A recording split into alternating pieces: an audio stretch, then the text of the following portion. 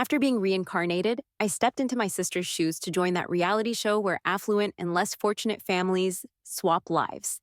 My sister decided to trade places with Leo and move to the city, but once the swap was over, she couldn't get used to the mountain village life and kept begging every day to return to our mom in the city.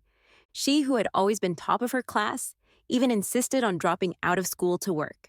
With Leo's family backing me, I headed off to college.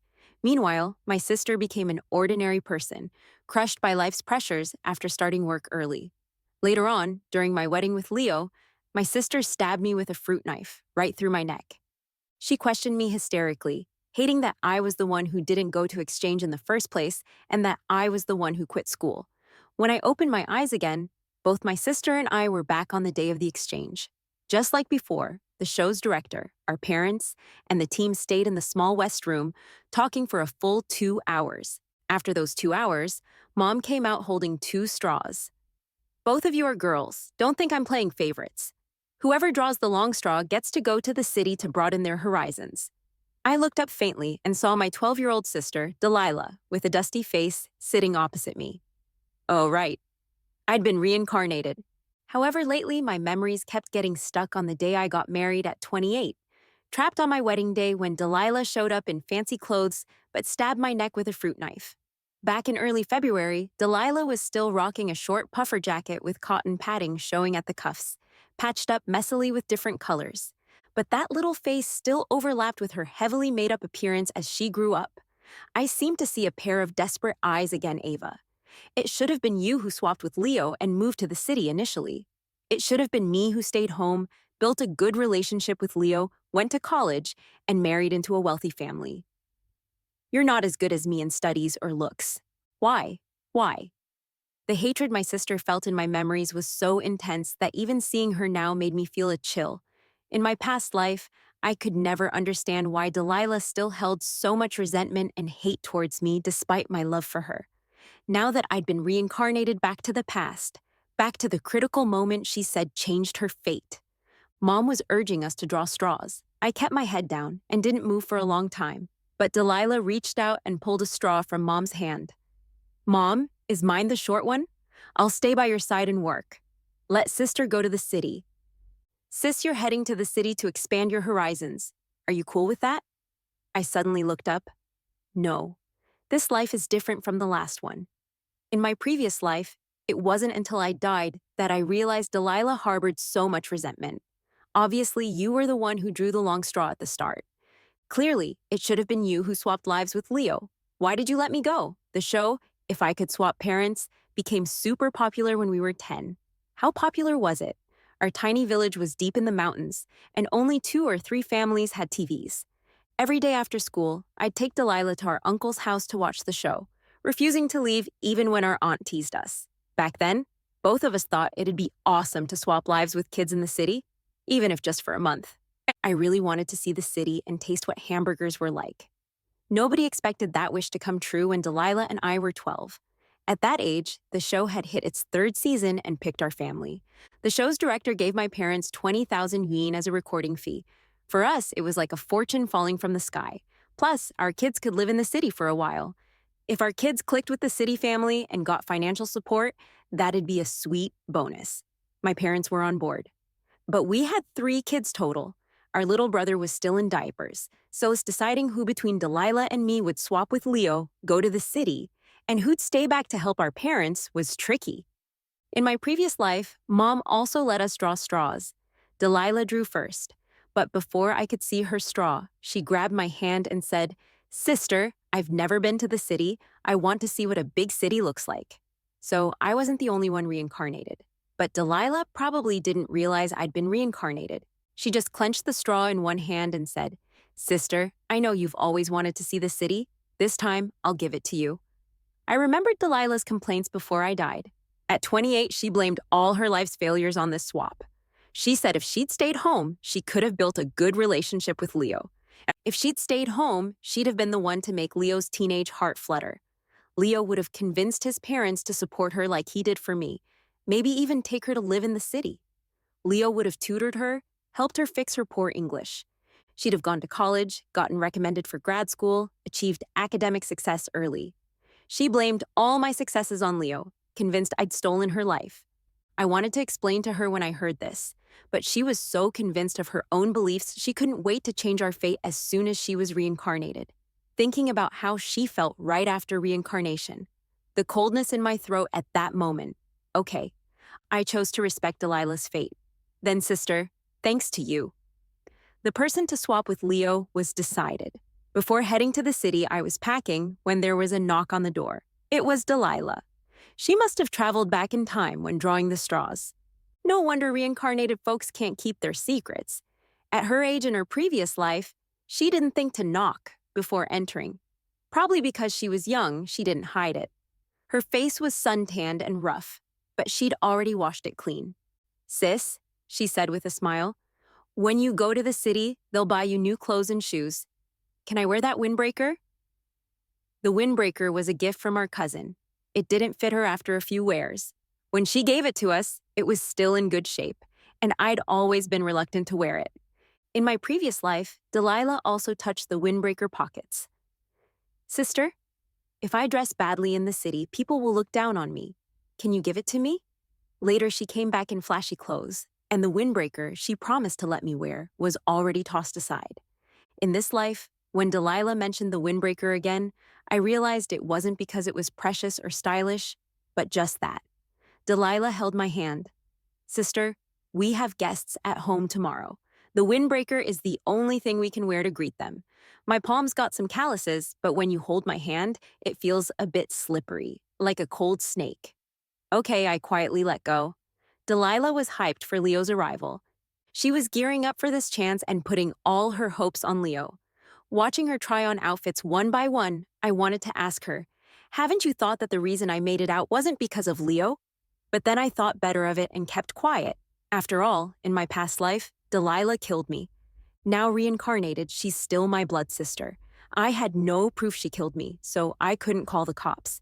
That's why I let go of past grudges and didn't bring them up. But that doesn't mean I fully forgave her or that I'd rush to advise her. I wouldn't remind her that Leo isn't someone easy to deal with. Nor would I tell her that the reason Leo later stood up for me and asked his parents to back me wasn't because of growing feelings during our daily interactions. It was because I saved his life. And that so-called life-saving act wasn't a great experience either. In my past life, I also searched online for the show and watched what happened after Delilah went to the city. In her previous life, the windbreaker didn't help Delilah hold her own. Facing Leo's father in a suit and tie and his young, beautiful mother, Delilah nervously wore her old cotton shoes with falling seams. But Leo's mom in the city loved Delilah a lot. Leo's mom always wanted a girl, and Delilah, from a poor family, acted especially sensible. The pitiful Delilah in her worn shoes immediately won her sympathy. Delilah experienced a completely different life for a month in the city, and I, back in that small mountain village, nearly faced death. While Delilah was eagerly awaiting Leo's arrival, I got into the program team's car and rushed to the airport. On the plane, I saw the busy traffic and the skyline of towering buildings below from 10,000 meters up. I should have felt amazed and pretended to be surprised, but having seen it all before, I couldn't fake it. Just like standing in front of Leo's parents at home, I didn't feel inferior at all. Even though compared to Delilah in my past life, I was even more down and out now. But in this underage body, my soul was already mature, not the shy little girl who felt awkward seeing Leo dressed stylishly in my previous life. Leo's mom was a sentimental woman. At first sight, she had tears in her eyes and hugged me. Ava, Leo's mom gently stroked my head. You've had a rough time. From now on, you can call me Mom Leo. I softly replied, Thank you, Mom Leo. Leo's mom was really nice and capable, but I didn't want to call her Mom Leo. It wasn't that I had any beef with her. I didn't want to trade my poverty and pity for their pity and benefits. I needed to use my own strength to earn their respect and show my value. What I truly regretted about Delilah was that from start to finish, she thought there were only two paths she could take. One was to stay home and please Leo, and the other was to go to the city and please Leo's parents. In her past life, her path of staying in the city and sticking by her city parents didn't pan out. So, in this life, she decided to take my path first. But she never realized we were both reincarnated, with decades of experiences and broadened horizons over the years. Why should we still follow the old paths? Leo's dad and mom took me to the mall to buy clothes. Just like they treated Delilah in my past life, they let me choose outfits and suggested picking several sets. I remembered Delilah in my previous life. What did she do? In her past life, she was so excited but held herself back. She only grabbed a set of long underwear and sportswear, not reaching for more even when Leo's mom suggested getting a few extra sets. She said, "These clothes are too pricey. Auntie, you've worked hard to earn money. I can't take your stuff." This was how a good-natured kid should act. So, in her past life, even though Delilah said she didn't need more clothes, Leo's mom still bought her several extra sets. Delilah was deeply moved, and Leo's mom kept praising her for being sensible. Meanwhile, I directly picked 2 sets of outerwear and 2 sets of long underwear from the racks. Leo's mom politely asked, "Ava, are these 2 sets enough? I see the ones you picked are pretty basic. Spring's coming. Auntie will buy you a little dress, okay?" "Thanks, Auntie," I replied seriously, "but no need. Otherwise, I won't be able to repay you when I leave." "Why would a little kid need to pay us back?" "Right, Leo's still living and eating at your place." I'm a restless sleeper, especially in a new bed. When I was just reincarnated and came back, I couldn't sleep for 2 or 3 days straight. It's the same now. Lying in the room Leo's mom prepared for me, I tossed and turned but couldn't catch any Z's. So I started secretly planning what to do in the next 30 days. In the middle of the night, I heard the phone ringing in the living room. Back then, many families still had landlines, and Leo's family was one of them. Then I heard the master bedroom door open, footsteps, and voices. "Hello, what's up?" "He's always causing trouble. Don't worry about him. Let him stir things up." "What? He hit someone? Who did he hit?" Leo's mom answered the phone. Unlike her patient and meticulous tone with me, her voice was now full of frustration. "He" should refer to Leo. Leo and I set off almost at the same time. So when I arrived at Leo's home, he should have just reached my place too. However, when I came here, apart from a change of clothes and hygiene items, I hardly brought anything else. So today, Leo's parents bought me a bunch of stuff. Since arriving in this strange place, I'd mostly been on the receiving end. Leo was different. Knowing he was going to live in the countryside for a month, he brought 2 or 3 suitcases of his own gear. The program team was supposed to test him and let him understand life's hardships. How could they let him bring all that stuff? No video games allowed, no snacks allowed. So Leo felt pretty deprived. He wasn't the best-tempered guy to begin with. In a weird place without any sense of security, it was almost impossible for him not to get impatient. But I didn't expect that instead of losing his cool with the program team like he should have, he actually hit Delilah. Why did I end up with such a troublemaker? Please help me ask the little girl what she wants. She doesn't want anything. She's not seriously hurt. It's just a minor injury. Just because it's minor doesn't mean he didn't hit her. If the little girl doesn't want anything, well, I'll transfer 5,000 won to our program team. Please help me give it to that little girl. The call ended and footsteps echoed again. The master bedroom door closed. After a while, Leo's mom complained softly, "It's all your fault. You've never disciplined him since he was a kid. He already has a short temper, and you still let him play games. Look what games have done to him. Hitting someone is bad enough. And he even hit a girl. Don't you know what bullying the weak means?" With Leo's mom's complaints, I dug up the image of that rebellious teenager from my past life memories. Strangely, even though I wasn't sleepy at all right then, I quickly nodded off amidst Leo's mom's endless whining. Early next morning, Leo's dad and mom were already out. There was a fancy breakfast spread on the table with a note stuck on the fridge. "Ava, Uncle and Auntie have to discuss business today. In the afternoon, we'll ask our assistants and the program team to help you enroll. When we get back, Uncle and Auntie will celebrate your enrollment with you." It was in a tone used to soothe kids. The camera woman from the program team was already sitting at the table. Seeing me walk over, she smiled and asked, "Today you're starting at a new school, Ava? Nervous?" I shook my head. She then gave a meaningful smile as if to say, "I got you. Don't worry, I won't laugh at you." But I really wasn't nervous. I kind of knew how a normal kid should act in this situation, but wasn't sure if I could fake it. Plus, I didn't want them to treat me like a child, so I didn't even bother pretending. After breakfast, I took the initiative to wash the dishes. At first, the program team staff wanted to help, but after I refused, they came up and filmed me while I worked. We arrived at the elite school Leo used to attend around 9:30 in the morning. The principal, wanting to leverage the show's publicity, was super cooperative with the filming. He smiled and handed me several test papers to better understand Ava's academic level and arrange more tailored teaching for her. Here's a test paper. Ava, want to give it a try? Inkai School's style was to teach students based on their strengths, and taking the test was a joint arrangement by the program team and the school. Also, my highlight moment. Previously, the program team had checked us out and found that both Delilah and I had excellent academic records. In my past life, when Delilah reported to this school, she also took a test paper, shaping her image as a grateful and top student. And of course, I had no reason to refuse either. I took the test papers from the principal and glanced through them. I noticed there was no English test paper. The primary school in the mountain village lacked resources. Although we learned English, there were hardly any English exams before junior high, so don't expect our English to be top-notch. This was a minor issue, but the principal noticed it, showing how seriously he took the filming. I buried my head and laid on the table across the office, starting the test papers. Surprisingly, it took me a full 3 hours to finish. It wasn't that I was writing slowly or missing something.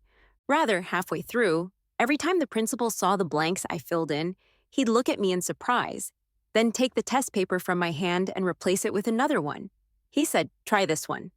He changed the papers 7 or 8 times. Finally, I completed an entire test paper. It wasn't that the principal didn't want to change it anymore, but there were no more higher difficulty test papers in the office. The camera woman beside me had already pointed the camera at my test paper. "Okay," the principal's excited. "We'll assign you to the top class." But soon he realized his slip and immediately changed the subject. "Would you like to try an English test paper?" I gently pressed my hand on the test paper and replied in a neither humble nor overbearing manner. "I'm really sorry. I haven't learned much English before." When I left the principal's office, I couldn't help but let out a sigh of relief. Last night, I had wondered whether I should hold back a bit during the test, but seeing the principal's attitude now, it was clear that doing well on the tests would benefit me more than not, just like Delilah experienced in her past life. Things that happen in novels, like the rural academic prodigy female lead being bullied after transferring to a private school, didn't happen at this school. On the contrary, the students here were all super nice. After the principal informed the head teacher, my classmates even held a welcome party for me. Complete sets of neat and stylish school uniforms, clean and organized desks and chairs in the classroom, enthusiastic and cheerful classmates, locked notebooks with fresh covers. Compared to the study supplies I used back home in my past life, I somehow understood why Delilah didn't want to go home later. Class interactions, interest-based classes. Before school was out, I'd already bonded well with my classmates.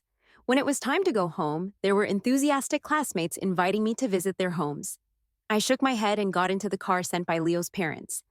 When I returned to Leo's home, I found that Leo's parents had already arrived. The table was loaded with delicious dishes.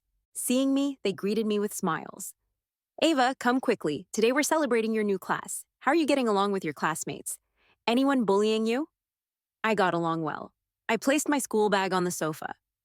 "They're just being too nice to me. I feel a bit awkward." "No need to feel awkward. If you do, you can go to the mall on Saturday to pick up some gifts and give them to the classmates who helped you on Monday. By the way, Ava, which class were you assigned to?" It was just a casual question. Leo's dad probably didn't care much, because as soon as he finished speaking, he lowered his head to drink his soup. "Class 3, grade 9, I said. He spat out a mouthful of soup.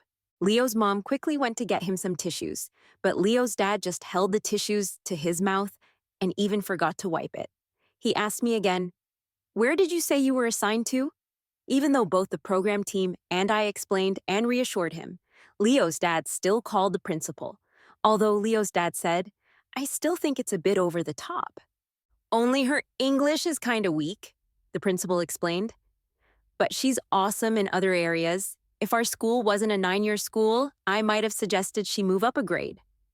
By the way, Leo's dad, maybe I'll have to ask you to help mediate Ava's schooling matters with the program team and Ava's parents sometime. The value of a study prodigy and an ordinary excellent student is different after all. Some things don't need to be said outright. Old foxes like Leo's dad and the principal already got each other. Hearing this, I also let out a gentle sigh of relief. That night, the phone in the living room rang again. Judging by Leo's mom's tone, Leo must have done something again. After Leo's mom hung up and went back to the room, I heard her whispering to Leo's dad again. He's causing trouble again. Yeah, he's insisting on coming back and wants to talk to me. Of course, I won't talk to him. A man should face more hardships. What's the point of always wanting to go home? Look at Ava. I just realized that kids born in mountain villages, with such limited educational resources, can still achieve high grades. Why can't Leo? Why can't he focus on his studies like Ava? It would have been better if we had only Ava. Yesterday, I fell asleep soundly listening to Leo's mom's voice. But today, in the same bed and hearing the same voice, I just couldn't sleep. Some memories kept flashing through my mind.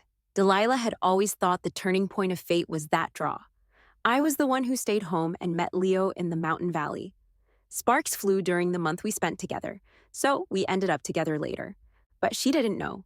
In my past life, it was true that Leo and I became lovers.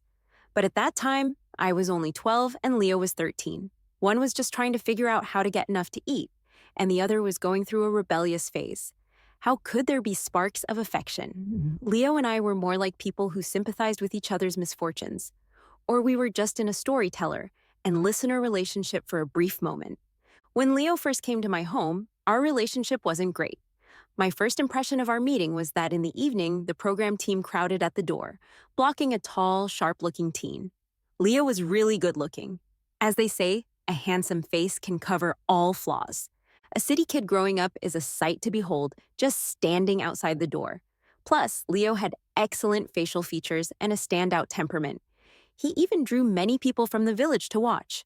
But the good first impression was completely ruined by his bad temper.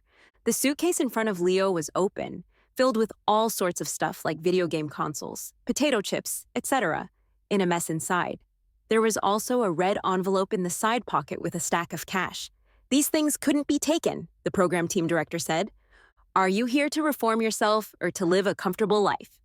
The director took away the stuff from his suitcase one by one. At first, when the director said reform, Leo's face just darkened a bit. As his things were taken away, his face got uglier and he seemed ready to explode at any moment. I knew this guy was going to live in my home for a month. At that moment, I thought he might be tough to get along with, until the director took away Leo's video game console. Leo's chest heaved violently twice.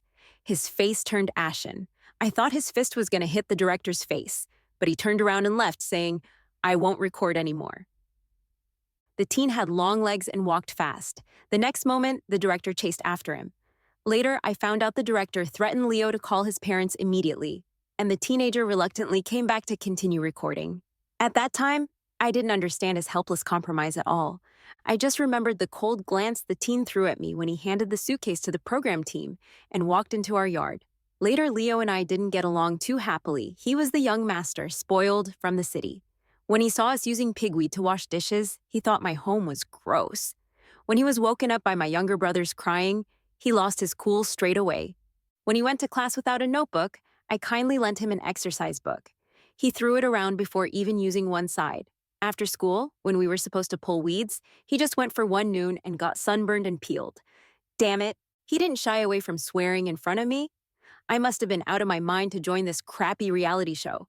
The real turning point in our relationship was when the program team arranged for me to take him to cut pigweed. I held a sickle and cut through the blocking vines bit by bit. The teen carried a basket on his back with dogtail grass in his mouth, casually following me behind. Stop humming. I'll hum if I wanna. You're even trying to control me when I'm humming while walking. Stop humming. It sounds awful. Got any taste? What do you mean by awful? The mountain path was rough. Some parts were a bit wider, letting a tricycle pass through. Some parts were super narrow, barely letting one person squeeze through. I was born and raised here, used to climbing mountains and trees, so I didn't think it was a big deal to walk on paths that only allowed one person. But I hadn't thought city folks were different. Leo wasn't like this. He'd never walked such mountain paths before and was scared of heights. When he was focused on humming, he didn't feel anything.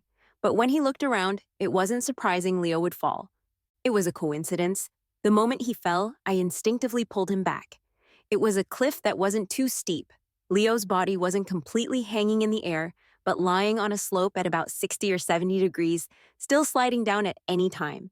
It was really scary. I grabbed his arm. The program team folks who had been following us were slow to react and then rushed up one by one. But during the gap when they rushed up, I noticed he was trying to break my fingers. "Let go," he said softly. "Are you crazy?" I instinctively tightened my grip. "Stop it. Stop it. If you keep doing this and fall to your death, I'll be a murderer." Leo blushed with anger and didn't say a word, but finally stopped trying to break my fingers. Later, the program team rushed up and rescued him. Considering the impact, the footage of Leo almost slipping down the cliff wasn't included in the final show. But that evening, we sat on a huge rock by the road, watching the sun set slowly behind the mountain valley. His action of trying to break my fingers became a silent secret between us. With the friendship forged through life and death, we got to know each other well. So later, when I asked him for help with my schooling problem, he helped out. At that time, I didn't know why his will to survive was so weak. It wasn't until much later, when we were already together, that we accidentally talked about this incident. "Was it just because they didn't answer your call that day?" "Yeah." Leo nodded, his brows furrowed. "It was just because they didn't answer my call that day." The later Leo had grown up, becoming powerful and all-knowing. But when talking about his parents, I could still see the shadow of the teen who was like a little beast trapped in a sack, bumping around but unable to get out. Now that I'm back in my teenage years again, I'm recalling Leo, whom I haven't had the chance to see in this life yet. Next door, Leo's mom's complaints were still going on. I don't ask much of him. Can he be a bit more sensible? Sure enough, kids from poor families grow up faster. Do you think we spoiled him too much? Why is he so picky? Haven't we given him enough? What more can parents do? He wouldn't even accept our love if we gave it to him. The next morning, Leo's uncle and aunt were out again. Since there was no class on Saturday, after breakfast, I just called Leo's aunt. Clatter, clatter, the sound of mahjong tiles hitting. "Is that Ava?" Leo's aunt's voice came from the other side. "Ava, I'm sorry. Andy has a business deal, so I can't hang out today. How about Andy calls uncle and asks him to take you to the amusement park?" A kid who just moved to the city should love amusement parks. Unfortunately, I wasn't a kid anymore. So I shook my head. Then I realized in the next second that Leo's mom on the other end couldn't see me at all. "Auntie, I don't want to go to the amusement park. I saw there's a computer at home. Can I use it?" As soon as I finished speaking, there was a weird pause on the other end. After a long while, I heard Leo's mom again. "That computer's always been used by Leo to play games. Ava, what do you want to use the computer for? Don't tell me you want to play games too. Listen to Andy. You just moved to the city and might be curious about all sorts of things. But Andy has to tell you first that you need to control yourself. Some things are good, but some things..." I don't know how long Leo's mom talked. After hanging up, I still went into the study. Leo's dad didn't usually work from home, so this study was purely set up for Leo. I saw all kinds of Legos and figurines in the study, and also sets of comic books on the shelf. All these things were pretty valuable. In my past life, seeing these and knowing their value, I'd probably just envy Leo. But now, I felt like a stone pressing on my heart, stuffy and heavy. I used the computer to search for all the competitions I could enter this month that I was confident to join. 1 month was too short, and I wasn't cut out for business, so I could only gamble on these competitions to make money and boost my own value. I organized these competitions into a table and copied them into a notebook, prepping to talk to the head teacher on Monday. Having a second chance at life, I wasn't ashamed to use knowledge from my past life to create better conditions for myself and avoid those tough paths. Maybe there were quicker ways: stocks, lottery tickets, virtual currency. But in my past life, I only knew to study hard. Firstly, I didn't remember the key points of the rise and fall of these things, and secondly, I didn't have any capital. So even when it came to making money, I could only find some clumsy ways. Collecting online info 10 years ago wasn't easier than now. I searched for a long time. When I casually turned my head while shutting off the computer, I spotted a desk calendar on the table. A date was circled with a small smiley face drawn beside it. Month, day, Mother's Day. If I remembered right, it was also the day Leo and I went to cut pigweed together in my past life, and Leo almost slipped off a cliff. Leo's parents got home at 11 p.m. Leo's mom's perfume scent had mostly faded, and Leo's dad looked a bit tired. But seeing me, he still walked over and asked with a smile, "Ava, I heard you played on the computer at home today. How was it?" I turned around and took out a notebook from my school bag. But before I could, Leo's dad spoke again. Ava, Uncle knows you just moved to the city and are curious about everything here. Friends, facilities, all sorts of fun stuff. You must have heard about computer games from your classmates, right? The notebook I was about to take out just fell back into my school bag. When you joined the exchange show, you must have heard of Leo, my son. When Leo was young, he had great grades. But after getting into computers and getting hooked on games, his grades dropped and he started acting out. Before, when I scolded him, he'd still listen. But after playing games, he learned to talk back. The time we spent together as father and son got shorter and shorter, and misunderstandings grew deeper. He became cold-blooded, emotionless, and ungrateful. That's why I let him join this family exchange show. Ava, you're different from him. You're still a good kid and haven't been corrupted by games yet. Promise, Uncle, you won't follow Leo, okay? I looked at Leo's dad and listened as he slammed words like cold-blooded, emotionless, and ungrateful all over Leo. What flashed through my mind was the smiley face drawn in that 1 square centimeter blank space on the March date of the desk calendar. Actually, I knew that since I was living in Leo's home now, it'd be best to act as obediently as possible. Some words were better left unsaid, and some things better left alone. Plus, it wouldn't help even if I tried to interfere. But thinking of Leo's lonely face at sunset in my past life, I still couldn't hold back and took out the notebook I'd written during the afternoon from my school bag. Uncle, you've misunderstood. The notebook was filled with info about various competitions. I wasn't playing games in the afternoon. I was just jotting down info. An apologetic look crossed his face because he misunderstood me. Or maybe, when he heard I was using the computer, the first thing that came to his mind was that I was playing games. He didn't even ask me to verify, but was eager to correct me, to fix the young tree about to grow crooked. Leo's dad apologized, but I shook my head. Because I'm not your child, you've got extra patience with me. But you weren't even willing to wait and listen to what I wanted to say first. What about Leo? When he was playing games, did you listen to his explanations? His hobbies, his dreams, his loneliness, his achievements? Leo later became a really excellent esports player, even though as a teen, he lived in an environment not ideal for esports. An adult can't stand being educated by a kid, especially an adult who rarely gives kids an equal chance to communicate. A parent who sent his own kid to the exchange show, hoping to reshape his personality by making him endure hardships. How much can you expect from him?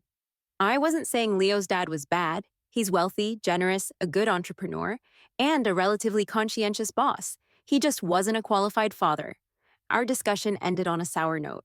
Leo's dad seemed to think Leo and I were the same kind, seemingly obedient on the surface, but still full of restless genes inside.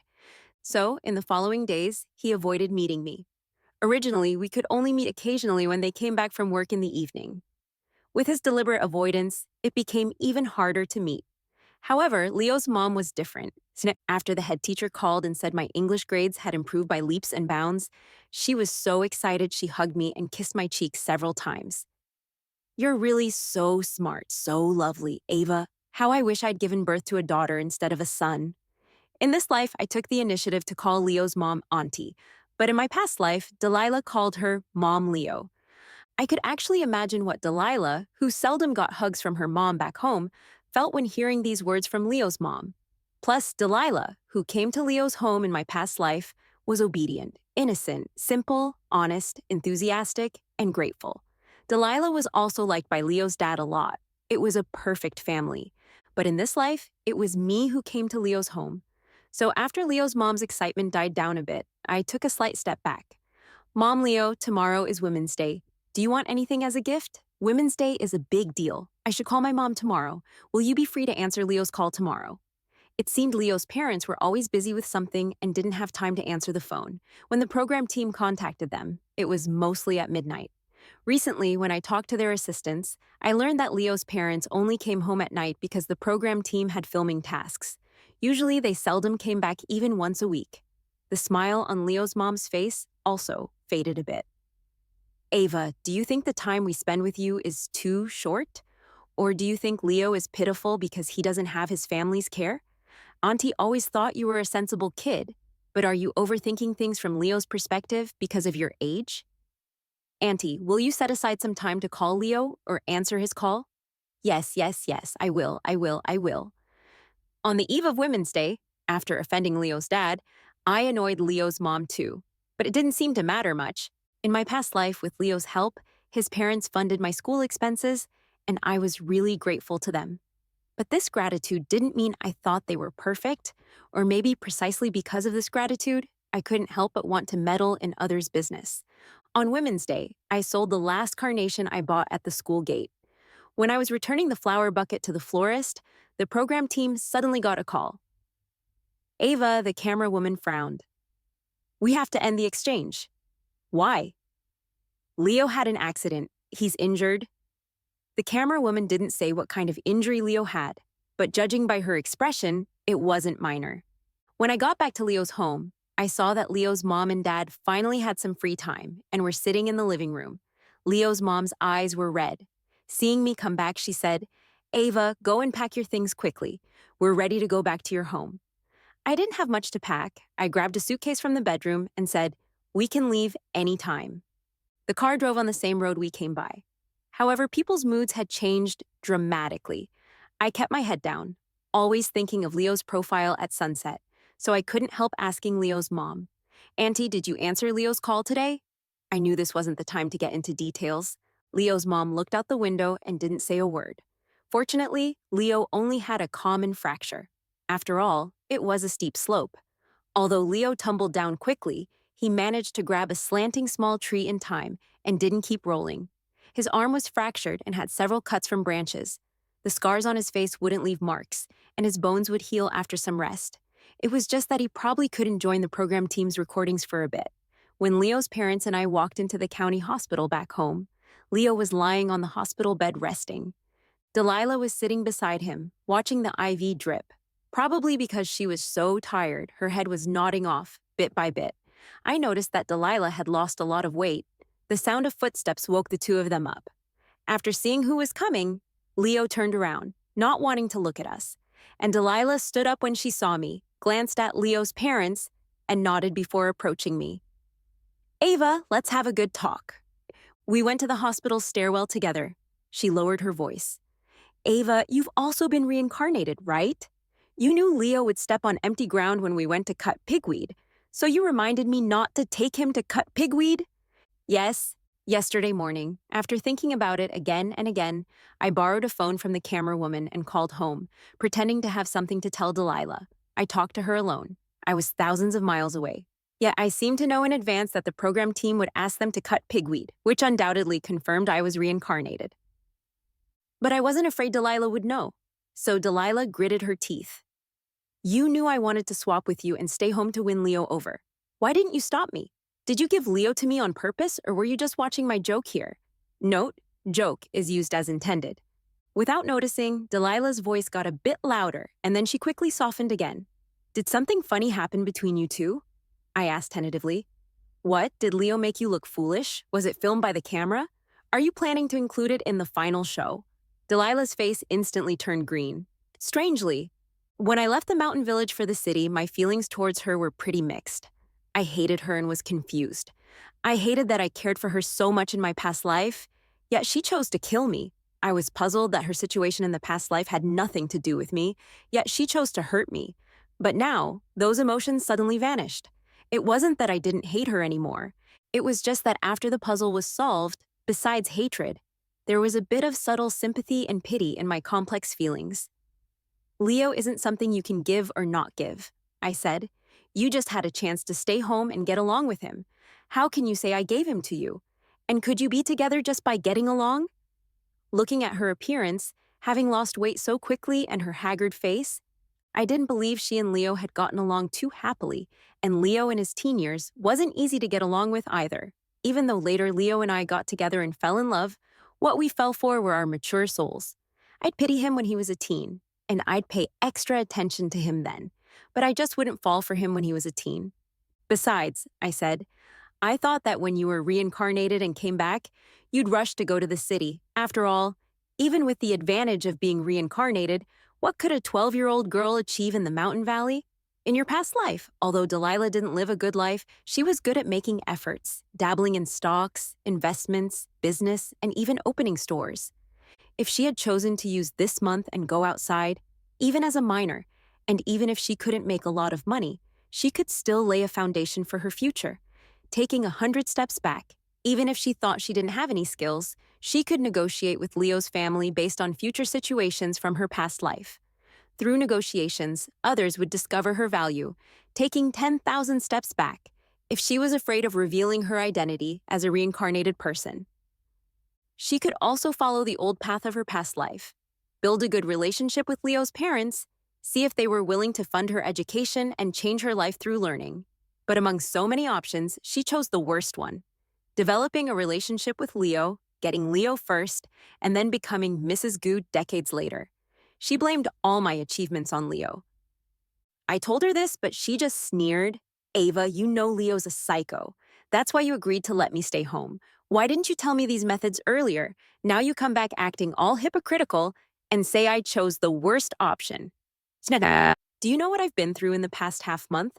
This crappy place? Nothing in this mountain valley. No TV, no games. I eat sweet potato noodles every day, and I fart every time I take a step. For over 10 days, I haven't eaten any meat, and my mouth is so bland. When my toothbrush wore out, Mom wouldn't buy me a new one. She just hugs her precious son all day long.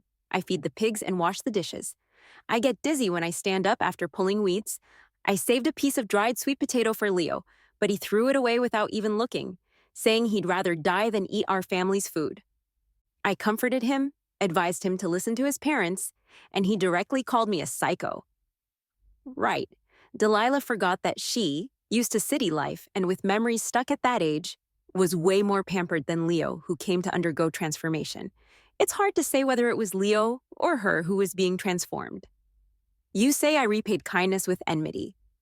Do you really think you're a good person? If you really cared about me, why didn't you stop me when you saw I chose to stay home?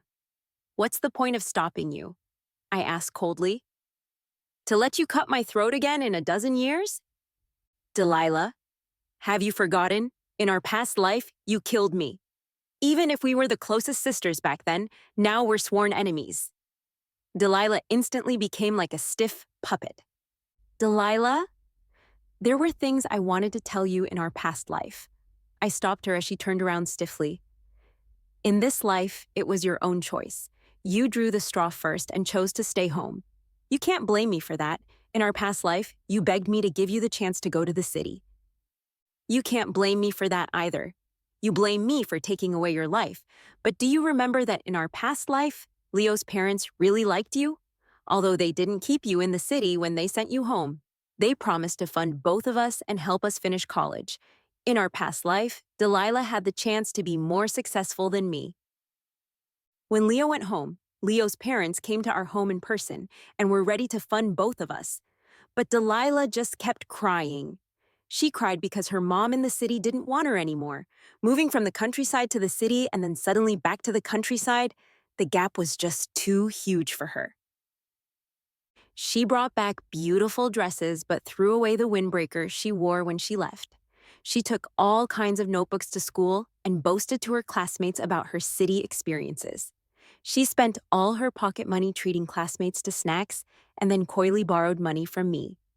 Of course, she didn't dare ask her parents for pocket money because she was afraid they'd beat her. She began to be absent-minded in class frequently. She wasn't diligent anymore, even having to wear a shirt when weeding in the fields. In the super hot May weather, she said she was afraid of getting her face tanned and getting freckles. She'd run to the only small store in the village and call Leo's family, saying, "Mom and Dad, please take me home." After being rejected by Leo's parents several times, she finally gave up the idea, but she couldn't study anymore either. She, who used to have better grades than me, saw her academic performance plummet, and her mind no longer focused on her studies. She began to curse, cursing why Leo was born with everything while she could only face the hardships and turn her back to the sky. At that time, she was cursing Leo and his parents, not me. Later, she decided to drop out of school and work in the county with her cousin. The county wasn't as developed as the city where Leo's family lived, but at least she didn't have to do farm work all the time like in the village. She also didn't have to face boring classes and endless exercises every day. She said to me, "Don't blame me for dropping out of school. Look, in the city, they have quality education, while in our village, it's just study, study, exam, exam. The classes are so boring. How can you blame me for dropping out? I tried to stop her, but it was useless. Leo's parents were willing to fund us sisters mainly because of her. So, after hearing she dropped out of school, they withdrew the funding. I begged her, let's finish high school together. Please help me. I'll earn money for college myself. But she didn't understand why I wanted to study. Sister, that's because you haven't seen the outside world and haven't seen what a good life the rich people outside live. Father and mother had long wanted us to stop studying. So when she was preparing to drop out, they were also ready to send me out to work in a store. 9-year compulsory education? In the countryside back then, they could easily get away with it using some tricks. Having no other way, I had to find the number Leo left for me and called him. Leo, didn't you say you owed me a life? I'm begging you to help me. Later, how I got Leo's family's funding again, how I worked hard bit by bit, how I left the mountains and got into college. No need to go into details, one by one. Later, Leo and I met again in the city. I went to watch his competitions, and after he retired, he went to study at the university I was attending. Through our back-and-forth interactions, we got together. The person Delilah hated also shifted from Leo and his parents to me. Why? We're twins.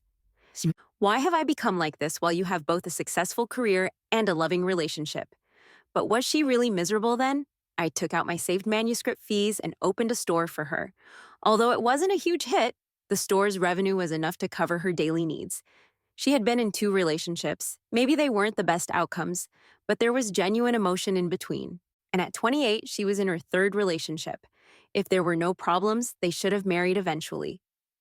Delilah, I asked her, when you rushed at me that day and said I owed you, tell me, what exactly do I owe you? Then who owes me?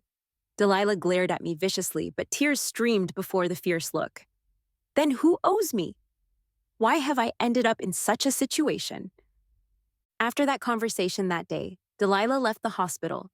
She didn't stay with Leo anymore, nor did she try to win over Leo's parents. When I entered Leo's ward, Leo's family had already finished chatting. There still seemed to be a thick layer of ice between them, but all of this had nothing to do with me anymore. The exchange was ending, and my interactions with them would become fewer and fewer. I believed Leo could handle the relationship between them well in the end, as he did in our past life. He could also do it in this life. Leo's injury wasn't suitable for moving around for now, so Leo's parents chose to stay in the county town for 2 days. At this time, they were finally free. Ava, if you're busy, you can go home first. We'll take care of Leo here. When Leo gets better, we'll go back directly. When I was heading back to the mountain village, Leo's dad chased after me. He told me that if I didn't mind, he'd fund me. In a few days, he'd ask the program team to handle the formalities, and then he'd take me back to Inkai school to study.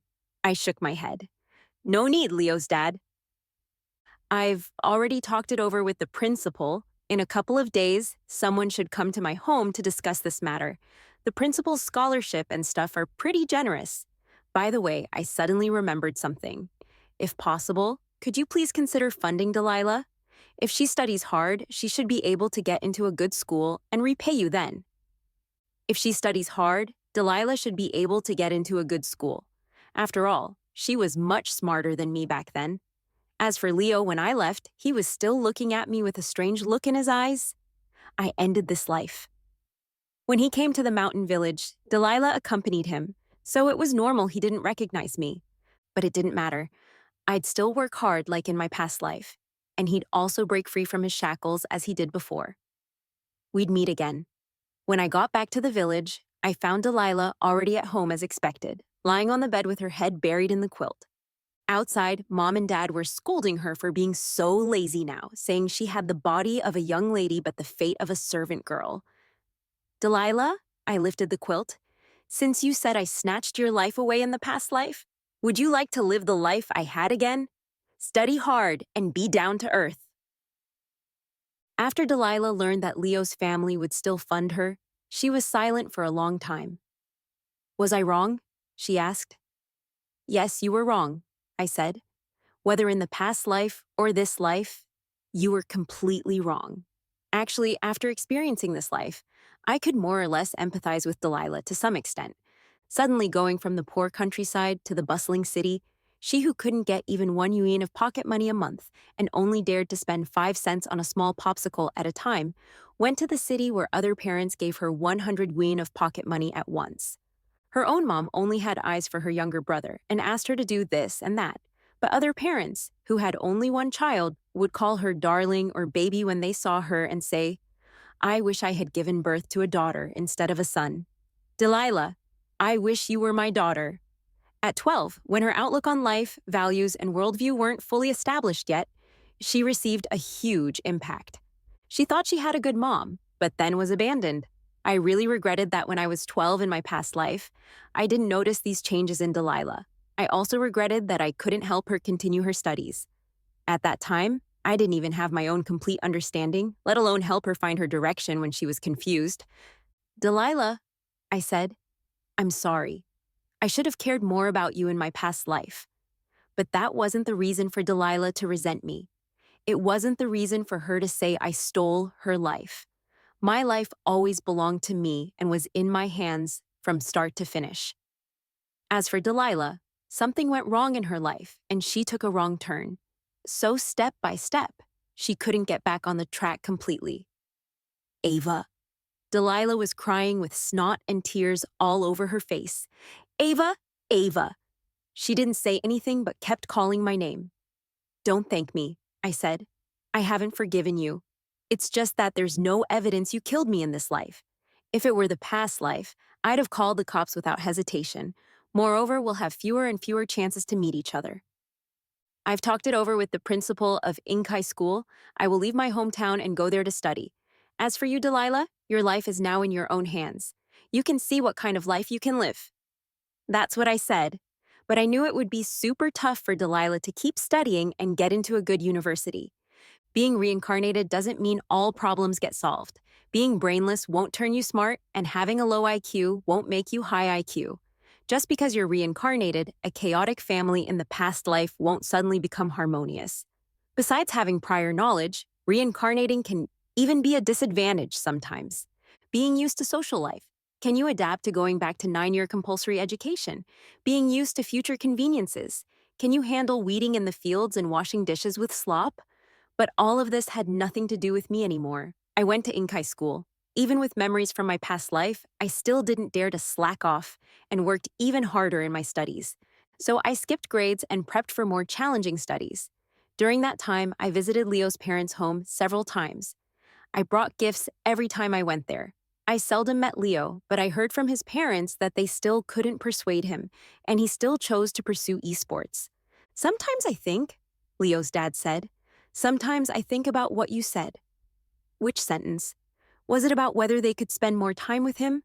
Was it about whether they could listen to him more? But although many thoughts flashed through my mind, I still didn't respond to their words. Later, Leo and I still got together.